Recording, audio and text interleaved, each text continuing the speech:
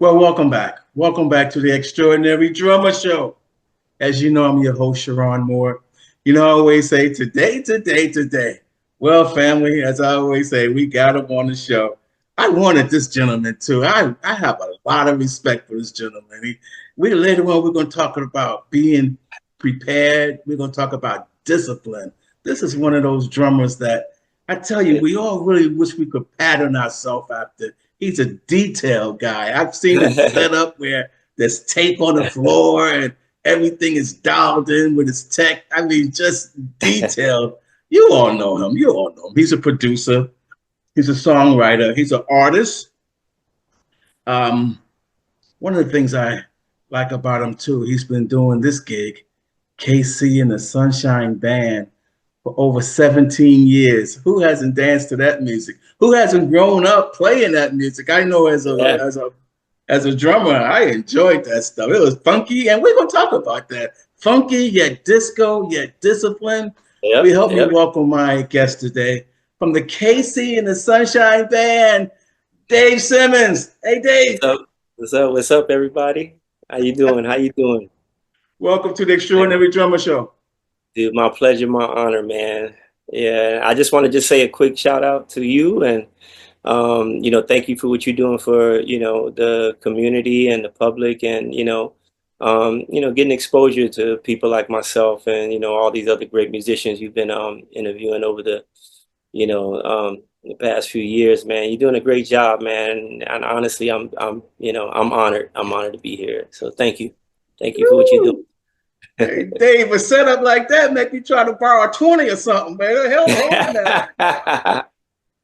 No, I thought I cashed out you first. Hey,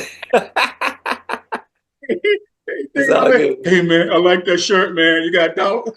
Oh yeah. Oh yeah. I love it. I love it. Well, welcome again, man. It's our pleasure. It's our delight to have you, man. I've been looking around for you, and when I finally kind of ran into you, I said, "Oh, I want to talk to this guy, man. He got a cool gig." And 17 years, which we're gonna talk about, it's like Yeah. you don't do a 17-year gig and be goofing up. You know what I mean? He's got something right in this gig, and it's on autopilot. Dave, I'm going to talk about that a little later on, but I want to start with the history stuff. You originally, now I'm going to jump around a little bit here, but originally from Detroit. Yes, sir. Yes, I was born in Detroit, Michigan. Dave, tell me how your brother Lloyd Simmons was influential to you. Give me the snapshot on that. Oh, well, he's my eldest brother, number one. He's the eldest brother of all of my siblings, and he's probably the first musician, and he was a keyboard player. He loved playing, keyboards. He loved singing. He could actually sing really good. All my family can sing, actually, except me. I wasn't blessed with that. But he was a keyboard player, and he was probably like the first one to really start, the musical ventures in the family, starting the band and, getting everybody else to follow along, follow suit. And he was just always pretty much like, the spearhead or the captain of the family. So, how did you get acclimated to the drums? And you remember when you got your first drum kit? My first kid I was able to actually play was my brother's kid. My other brother. This is my second brother. Clive. So, of course, he's working. He had a day job. He went out and bought a brand new set, and it was a set in the basement, and it was a pearl drum set. It was the first time I saw a pearl drum set. Hence, you know, um, and all I could do is just stare at that drum set. It wasn't mine, but it was his. But he was working. So while he was working, I go downstairs and play that drum set. Oh, Dave, let me ask you this one. How'd Mhm. you get that gig with KC, the Sunshine Band? And of course, I went in. This was the second time. Now we're on a second audition now, and and this is like I said when we're finishing up the tour from the Van Halen tour, and I did the audition during that tour. Didn't hear back from them for like 3 weeks, and then literally on that plane going to Madagascar, that's when I got the call. from the tour manager, and it said, I saw the tour manager, okay, this is, and I'm looking around. I'm going like, okay, yeah, this is just calling to tell me, yeah, Dave, thanks for auditioning. It was great. Everybody thought he was great, but we got somebody. I was ready for that. I was cool. I got a gig already. I'm good. But sure enough, he's like, hey man, what are you doing? I'm like, hey dude, I'm actually on a jetway. I'm about to back out and I'm about to head over to Madagascar. And then he's like, well, when are you gonna be back? I said, I'll be back in about a week. And then pretty much, he says, well, that's perfect. He goes, KC will be back and he likes you. Not everybody had auditioned, and this was literally a 3 week span before I heard anything since I auditioned. And I kind of literally just assumed because I knew it was just so many good drummers, all of them. Everybody was like fire, and I'm like, okay, I'm not gonna get this gig. I'm not gonna get this gig. I doubt it. But sometimes that's just that's it's some things are just meant for you, and it's just your time.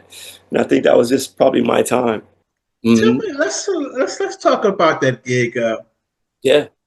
Earlier, I said you're one of the most disciplined, one of the most prepared guys I've seen in a long time, man. Yeah.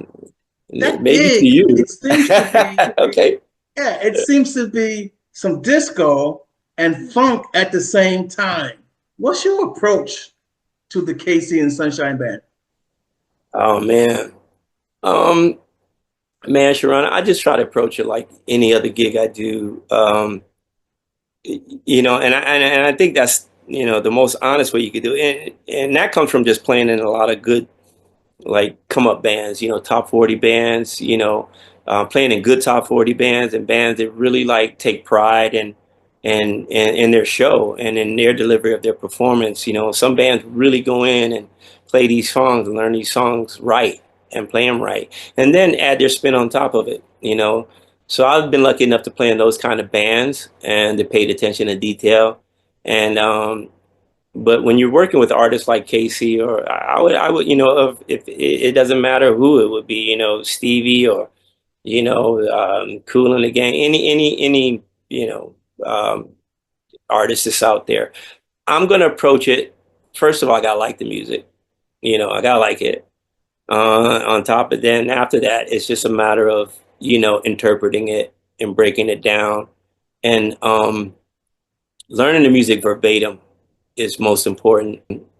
I approach those gigs, I learn them verbatim and I play them verbatim until I'm told by either the artists themselves or the musical or the rest of the band members, who's ever in charge. They want something different. 90% of the time or more, we're gonna try and play these songs verbatim. And where the funk is, you gotta find where the funk is. The funk might be in the left hand, the funk might be in the foot. It just might be like, what I mean, I didn't change my clothes for the day. I don't know, whoever it is. Let me ask you this one, Dave. Mhm. What was it like when you got the call from Modern Drummer magazine? Oh wow, what's funny? They didn't call me. They didn't even call. I didn't even get a heads up, man. I'll be honest. I did not even get a heads up. And I was extremely surprised. I was shocked. I was honestly shocked. And Modern Drummers, I just can't say enough about this magazine. What it's done for me and so many of us out there. And but I just turned around literally at soundcheck, and there's David Frangioni standing behind me. Hey, David Frangioni here. I'm like I know you. I totally know you, but what are you doing here? Modern Drummer, and it was just like that. It's like, hey man, we're gonna catch up with you guys, but it's perfect because we did a show here in Florida at the Hard Rock, and actually the Modern Drummer Museum was in Fort Lauderdale. It moved to Fort Lauderdale, and I didn't know that. It's actually already closed down already, but the Modern Drummer actual office now, his headquarters is down here. It's down here in Florida, so it was very easy access for David um, and those guys to kind of just come over and thought it'd be a good idea. I think they either got in touch with Casey or whatever management. Well, actually, no. actually one of the guys, he's actually with Modern Drummer, and he actually did a stint with Casey years and years and years and years ago. But he was actually the one, Jason, to actually mention, about, hey man, we need to get we should get David. David, this guy is whatever. So big up to those guys. And yeah, I was in awe, man. I was just like flabbergasted. I was trying to just hide, a groupie, trying not to act like a groupie and stupid. But I did my best to keep my cool. I was upset because, like, man, oh my God, the drum screen's not clean, and we didn't clean the drums that day. If I knew they were coming, I would have been a little bit more prepared for sure.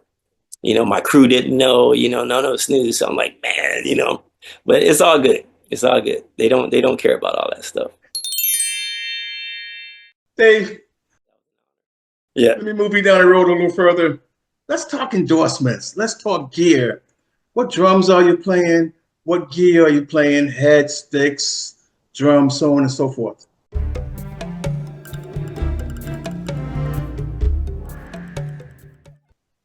Dave, we do a thing on the show we call Word of Advice, where I ask the drummer, I ask the guest if they'll leave a parting word of advice for the up-and-coming guys, the up-and-coming drummers, the up-and-coming musician that's trying to get traction in this game, trying to get in this industry, even the older guys. Dave, would you leave them a word of advice? Oh man, yeah, I can leave them a lot of it. If you're trying to do, again, it kind of all depends on what you're aspiring to do, and that question, it's a very broad question in that sense, because some guys just want, they just want to play and do it as a hobby and just get better and just be good enough to play in the band. And as far as answering to something like that, that's all I could tell you. It's just like anything you try to approach, something new, you want to get into, I don't know, painting or something, or any other kind of craft. When you get into it, you indulge yourself in it. And the main thing, if don't expect results overnight, but you got to understand that, it's a process. You didn't walk in 10 days, you didn't walk in 20 days. You got to keep getting up until you build up those muscles. So it's just, you got to be persistent, you got to be disciplined, and whatever it is you're doing. Now, you want to be able to be good enough to be able to play and support your band. So, I would suggest get lessons, check out, YouTube. But, the most thing, is to sit down and put in that time and practice.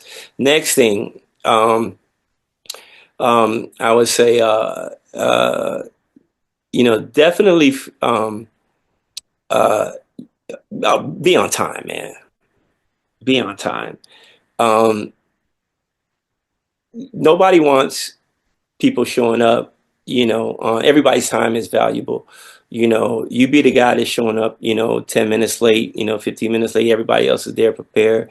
You're wasting people's times. And not only that, if that's a practice thing, you know what? You're probably going to end up missing your flight. You're probably going to end up missing sound check. You're probably going to end up missing a lot of things if that's a habit. It's just not good business practice. Be on time, show up. Third thing, probably, it's quite a few things. Always check your ego. Please check your ego, man. We're all good. A lot of us get to the point where, we think we're good. We think we're really great, and you kind of know, where your threshold is, and you kind of know, but, just keep your ego in check, because, everyone else is going to know by your actions, how good you are. You don't have to talk about it. You don't have to talk about anything, because the main thing is I'm going to spend probably like 70% of the time away from the stage with you and hanging out with you on the road and being away from home, and as opposed to being on the stage with you.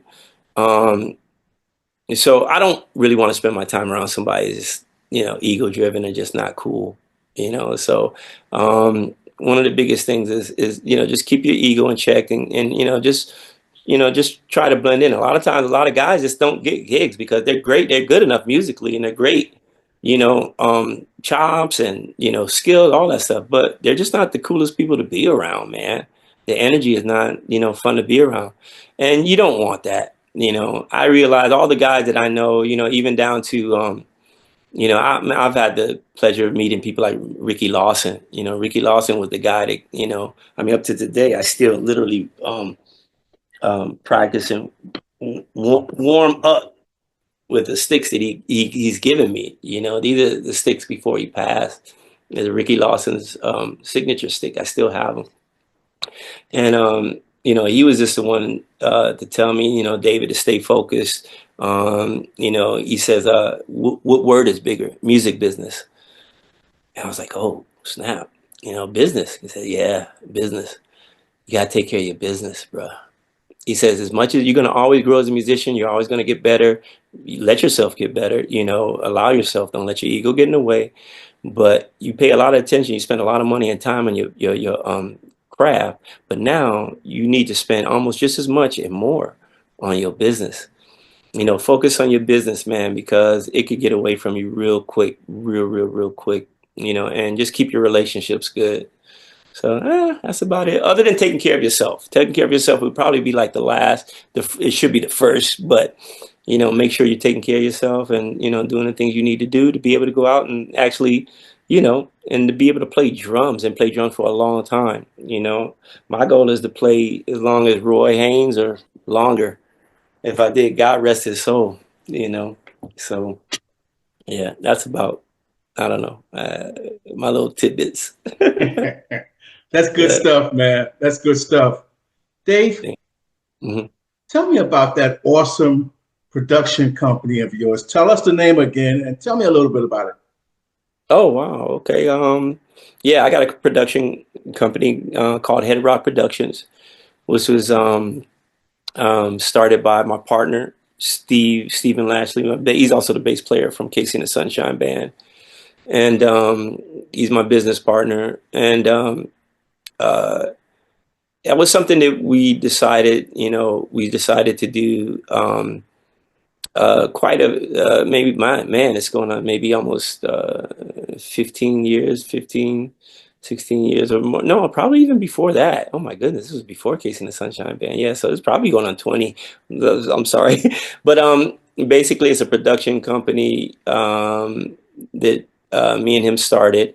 And we do a lot of reggae stuff, believe it or not. We do a lot of world stuff, world and, island stuff because, that's our background. His family's from Barbados, but he also has like a British influence too because he lived in London for quite a long time too, and then back to Barbados. So both of us have that, island influence, but both of us grew up with the funk. I grew up around all the stuff that was going on. Like I said, in Detroit, my brothers played all the records and they were playing all that stuff.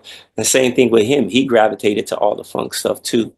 So all the bass players. And then he was the guy that I met in my earlier years again here in Florida before I decided to go out to California. And he had a band and him and his other bandmates, they kind of persuaded me to stay here and play with them because I kind of fit in good with them. And they were pretty much like-minded guys like myself. They were really, really trying to achieve, success in the music business, and they were doing the work, and they were very, uh, um, very, very into their dress, their look, how they sounded every day, every gig, they wanted to have the best gear. They made sure they were well rehearsed, nobody singing bad harmonies, you're singing out of key and you're playing good, so they were those kind of guys. And those were actually the two guys that actually made me stay in Florida. And then the same bass player with the guitar players, he's actually still with the Marleys. And me and Steve kind of left a long time ago before that. And then he was doing his own thing with his other band. And then we eventually kind of got together because we both wanted to just continue writing music and making music. And then we just happen to be the same sign. We think a lot alike, we have a lot of stuff in common. And we just, we're just kind of crazy like that. but we were both at the same time super, we were gearheads. So he was the first guy I ever saw with a Mac. The first Mac ever bought. He was the first musician to go out and buy it and put it on stage, and that blew me away. I'm like, dude, what is this? What are you doing? How are And so I'm like, that's the dude I got to hang out with. And ever since then, we've been pretty much partners from those early days before Casey and the Sunshine Band, through Casey and the Sunshine Band, and up till today. And that's where Head Rock came from. That's where it started. Dave, you guys received a certificate of appreciation from Grammy? Oh, you mean that thing? Oh yeah, that thing. That thing. Yeah, I think it's more than a certificate. Well, to me, it's like I don't know. It's a brand. I don't know. It's actually a nomination. It's a Grammy nomination. So in 2017, we were honored and blessed to be nominated for Best World Album with an artist named Concha Buica. The industry knows her as Buica. ASCAP, literally ASCAP, considers her one of the greatest vocalists of our generation. I don't know if that's how they worded it, but it's pretty close. She's probably one of the most profound vocalists of our generation. And if you don't know about her, you can go when we finish this interview, look her up, and you'll understand what I mean. She was like Chick Corea's favorite, singer, artist. She just did a record with Santana. I think accomplished musician on the planet, if they were ever had the opportunity to work with her, that would be like their bucket list or something that they would man, do anything for her to do. I got lucky again. I don't know. I just got some super nice angels hanging out with me, but we were blessed to be able to work with her, and I got that call through a bass player named Robbie Shakespeare. I don't know. He's very popular and he's very known in the music industry as one of reggae's top, reggae producers. They call him Sly and Robbie, which is also a drum and bass duo. Duo. They also had a great band called Black Uhuru back in the day. But Robbie actually called me to do a session for Concha Buica, and I didn't know who she was. I get calls for random sessions all the time, and most of the time, I never know who they are. But I didn't even know who this person was until she opened her mouth.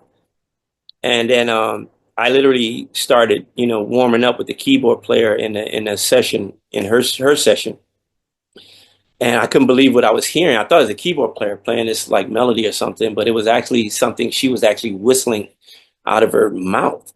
She has a little gap between her front teeth. Contra, forgive me for whatever. It's not a big deal. Everyone knows this, but and it's a blessing for her too.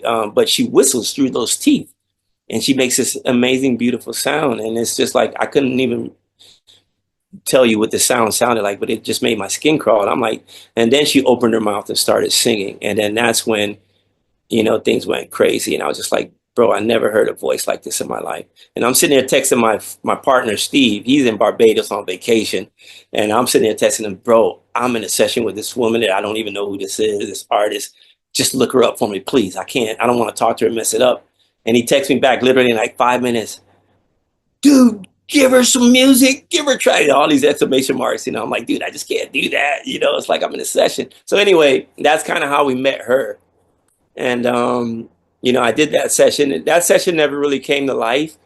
I think with some business issues through, her record label, whatever, Warner. She had a lot of issues going on, whatever. It didn't ever happen. But she ended up discovering me again in my band on South Beach, where she lived literally about 5 blocks from. She had the high rise on South Beach.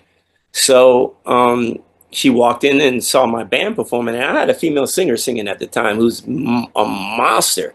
My band was really very, very good at that time, and we had very good talent in the band. She saw her and she was blown away. Then she saw me again, and she remembered me being on the session, and she kept, and even from the first session, she was asking me, oh my God, would you go on tour with me? Would you go on tour? And this and that. And I'm like, I don't even know you. I don't know who you are. And I'm so embarrassed now that I don't know. I didn't know. But at that time, it's just Dave, go do your sessions, get your money, just boogie. But anyway, this was all fate, and she came back months later and saw me again, and then that's how we pretty much reconnected. And then at that point, and then I just gave her some music, and I gave her the music, and then she was literally blown away by all the music that we had. And then next thing you know, she's showing up at my door, with her her sleeping teddy bear and her mom and people. And then we started working on these songs, and this song literally the first song she actually pulled off was the one you see back here. It was not even a song that we were thinking that she would like. It was just stuck away, and I think my partner had he had a sequence he did a long time ago, and it stuck away. And she heard that, but she liked the melody, she liked the chords, and she's like, I like this, and I'm like, okay, whatever. And we were in Chile, I think, and then she literally called us from while we were down in Chile, and she says, "Hey, that song I heard, I want to put this on our EP, on my EP, and how soon you think we can get this down?" I say, "Well, we're in South America now. We'll be back in a few days. And as soon as I get back, I'll start putting the track together. We'll start putting the track together." And we did it. We probably knocked it out in about 2 days, gave it to her. Then we just kind of went on and kept writing again on other stuff. And next thing you know, she's in the next session with me here at my place. And she's like, "Oh, by the way, I just want to let you know we were nominated for a Grammy." And I'm like, "What are you talking about?" I'm sitting here editing, working on our new stuff. And me and my partner, we have a quadruplex. So downstairs, I have a studio upstairs, and then we had a studio downstairs. So he's downstairs in the downstairs studio, so he's not here. I'm working with her. She's sitting literally like right next to me, and I'm editing and I'm texting. I'm like, "Dude, I don't know, man. I don't know if this is real, but she's telling us we got nominated for Grammy and all this." I'm like, "There's no way this could have happened this quick, just like that and whatever." And he looks and he sends me back the text. He goes like, I can't tell you all the words it said in the text, but it was like, "No, it's for real." And that's pretty much how that happened. I was blown away. I mean, I wouldn't put it past her because of, she's already been nominated for Grammys and probably won. I think she won a couple already too because she's just so amazing. But just to be able to be a part of that, and even the song that we did with her was just amazing. We did probably about 8 songs, but this particular one made it to that particular EP, and then the other ones they got other plans for that. So we're looking forward for that too. But that's where that came from, and that holds a very dear place in my heart and career, and it just lets a lot of things are attainable if you're persistent and consistent, and you're just kind of just you know Herbie Hancock always says, man, he says, "Dave, you know why horses have blinders on?" He says, "So they don't step on the next horse's foot." And I was like, "Wow, that is profound." He says, "Yeah." He says, "So that's how they don't get distracted.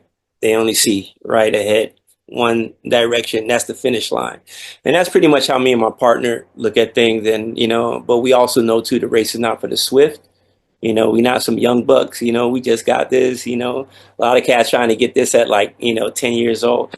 15, 20 years old, just jumping in the career. It don't happen like that. What's up, everybody? This is Anthony Beverly checking in for the Sharon Moore Show. He's doing a show with my boy Dave Simmons.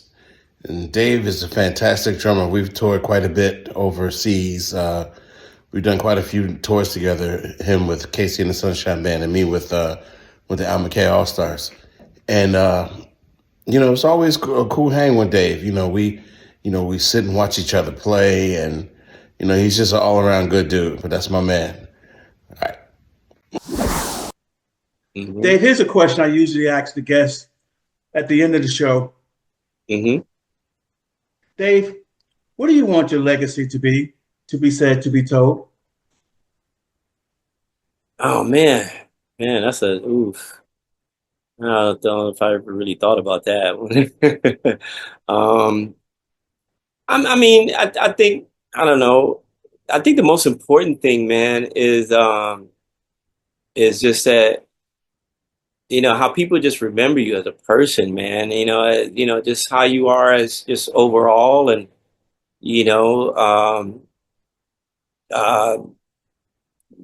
being perceived, I guess all of us wants to be perceived as, good people, so to speak. But as far as my legacy is concerned, the main thing is I think just to inspire anyone who um, uh, feels that certain things are not attainable. Um, um, I think for me in particularly, and I guess I can speak for my partner also too. One of the biggest things is we've always wanted to go in this, you know, making music, but making music, that can go on for generations to come and inspire generations to come, so to speak.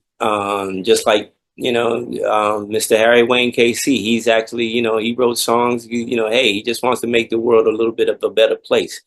Um, and I think people underestimate sometimes the power of music and how powerful it is. And to me, it's the strongest thing, and the closest thing to God at the end of the day. And it lets and that's the one thing that can pretty much, change a person's mind in a minute who's thinking, maybe very, very, negative thoughts, that person who's incarcerated, that person who's, my legacy is to be able to make, I think comfort in music, music, that you'll put on one day and be like, wow, this is really, you know, made me feel good, you know, and, um, and I think, just at the end of the day, just, like, I guess I was just I was a decent guy, and, I like to give back, I love to give back, I like giving, sharing information, um, things, or, I mean, if um, people that are in need, that are in help. If I'm able to do it, I just want to be probably be known as one of those guys who was, you know, um, I was giving of myself. That's all I can say. Probably, I like to be known as a giving person and a contributing person, to good. Dave, let me Mm. say thank you so very much for being on the Extraordinary Drummer Show. Oh man, dude, it's my pleasure. My pleasure. I'm still trying to get over the fact that it's extraordinary. I'm extraordinary. But I appreciate you though, man. I appreciate that. I've seen some of the I kind of seen I haven't really seen the show yet. I haven't even and but I just like kind of went across YouTube and I'm seeing like all these cats you got on there. I'm like, oh man, come on, man, shoot. I got to check out some of these other interviews, but you got a lot of my peers on here, man. You got like you got everybody on here, So Well, you you know know, what I'm going to say. To God be to the glory. To God be the God be the glory. glory. I decrease Amen. that he may increase. Amen. Dave, would you Amen. help us wave goodbye to all the fans? Oh man. All right, everybody. Take care. It was a pleasure being here. Thank you for having me, Sharon. And all continued success, man. Thank you, brother. Thank you.